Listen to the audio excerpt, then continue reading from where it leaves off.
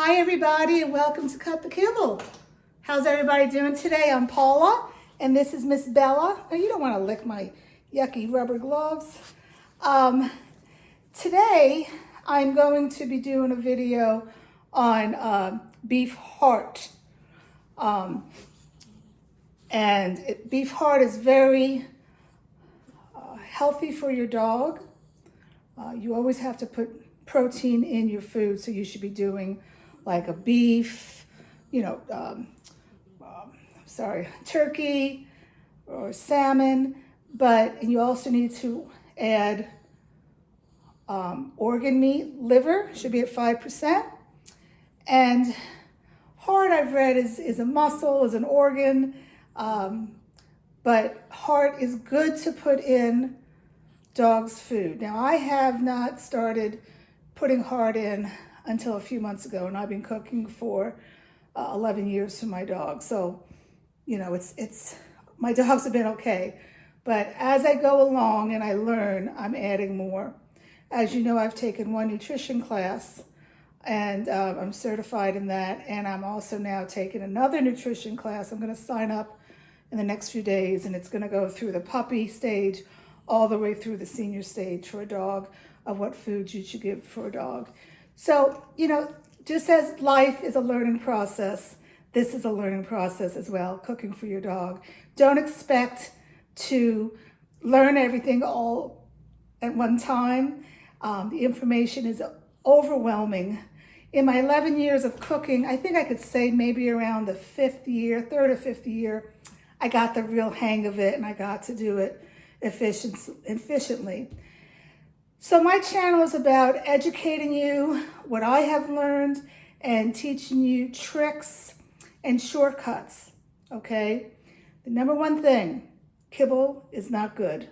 Kibble, if you give your dog kibble every day, it's like taking them through the drive-thru at McDonald's and getting a Big Mac. I mean, they'll live, but it's not going to be healthy and they're going to have problems. Home cooking is the way to go. So I'm hoping to put this dog down in a few minutes. I'm going to move this over here because I think you know that Bella barks sometimes during the video. Excuse me as I adjust this down. If you can see, I did a video right before here. This is a whole beef heart. Let me see how many pounds this was. It's almost a 3-pound beef heart. It's organic, grass-fed. I got it from a butcher where I live. And what I did, I trimmed all the fat off because fat's not good for dogs. Dogs need some fat, but they don't need this kind of fat that was on this heart. And I cut it into chunks with kitchen shears. You got to get one of these, and you also need to wear some gloves. And I'm going to put it in my food processor, but you want it to be like this big, the chunks. So I need to cut them some more, and my wrist was getting tired.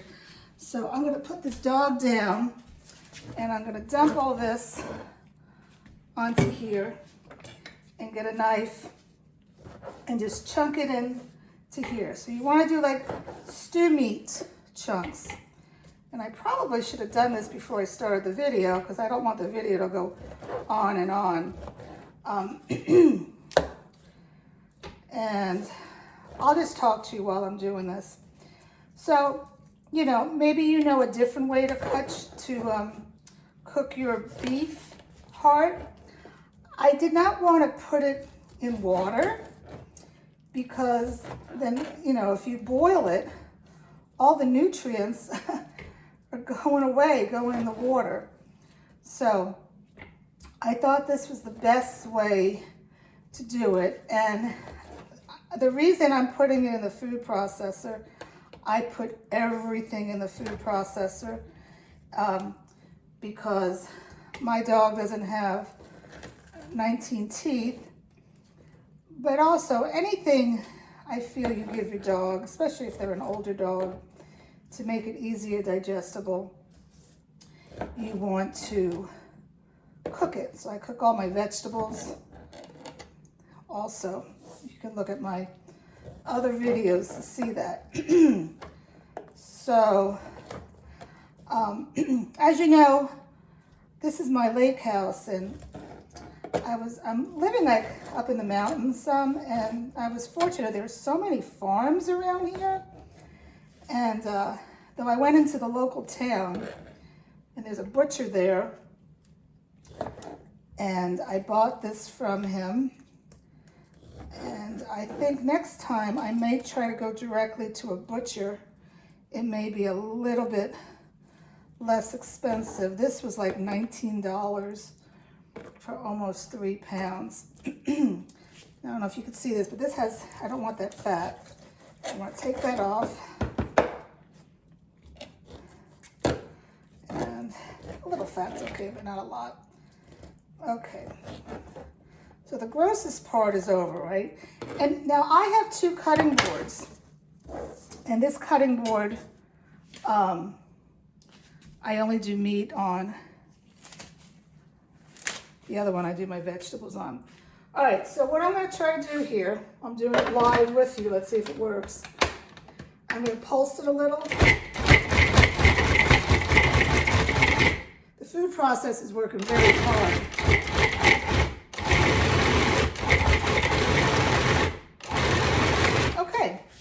Let that go for a little bit. It's still chunky monkey, but what I'm going to do now is I'm going to add some parsley that I need to wash first. Excuse me.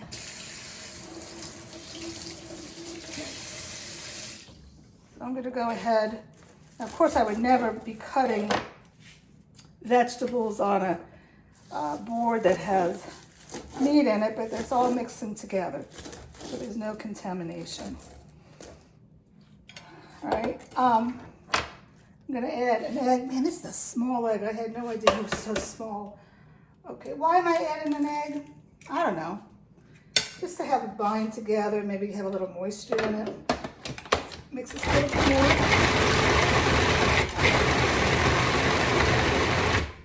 All right, and I thought I had my knife, my favorite knife. I thought I was very organized. Huh. I don't know where it is. Oh, here, it's right here. I'm gonna get some shiitake mushrooms. Now, you know, dogs should not eat mushrooms that are in your yard. They can be poisonous.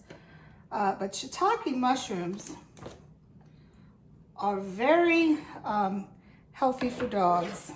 It has anti-cancer properties in it. All right, I'm gonna cut it up a little because I don't want my food processor to be doing all the work. And then I'm gonna add some garlic. Can you see what I'm doing here? I'm just gonna add 1 clove of garlic. It's a healthy clove of garlic. You may have read that garlic's not good for dogs.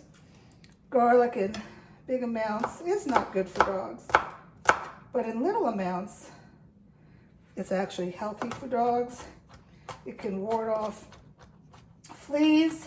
You can actually buy a flea powder repellent that's all garlic.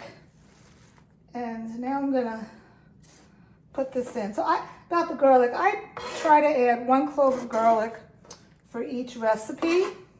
Okay, again, this is called a bulb.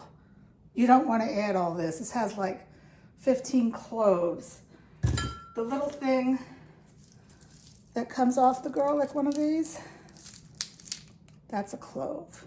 So you just want to add 1 of those. Okay, I'm going to add this to this. And this should be it. Let me go ahead and see if I can get this all mixed together.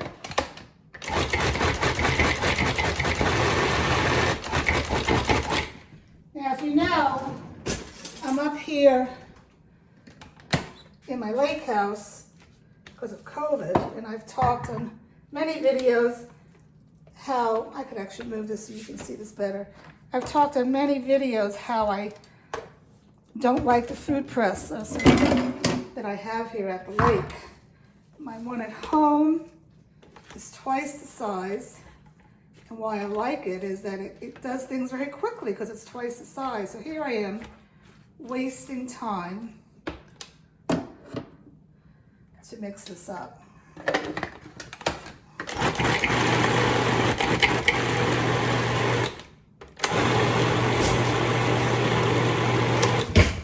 So it's annoying. So what do you need to make good dog food efficiently?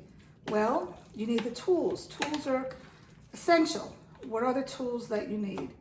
I would get at least a 14-cup food processor. Mine at home is from KitchenAid. I have a Vitamix too, but I like a food processor because it's wide, so more gets mixed quicker. It's still not working, so this is quite annoying. So what I think I'm gonna have to do, and I will, if I do have to do it, I'll have to cut the video off because that'll take too long. But I'm gonna have to dump part of this out and mix it by itself and then do it again. What I may do, let's see, let me add another egg. Let's see if that helps any.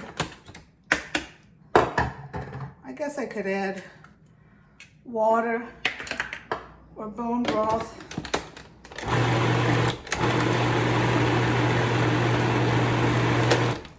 Okay, it's not doing much. It's very, very slow. So I'm gonna end this video now, but I want you to know what I'm gonna do next. I'm gonna get some bone broth, and I'm going to take part of this out, mix it up, put the other part in, mix it, and then after I'm all finished, I'm gonna probably dump it into a pan lined with parchment paper and bake it at 350 until all the color is gone and it's brown. So that's it. All right, hope you enjoyed.